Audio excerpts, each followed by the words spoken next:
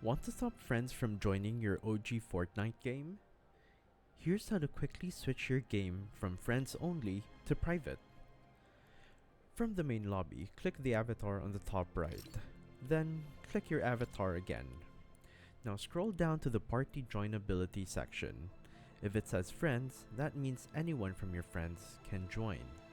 Click it and choose invite only to lock your lobby. This makes sure only players you invite can join your match. Or pick friends only if you want to keep it limited but still accessible to your squad. Now your OG sessions stay private, clean, and under your control. Less distractions, more wins. Lock it down and drop in. Hit subscribe for more quick Fortnite tips. See you in the next drop, everybody.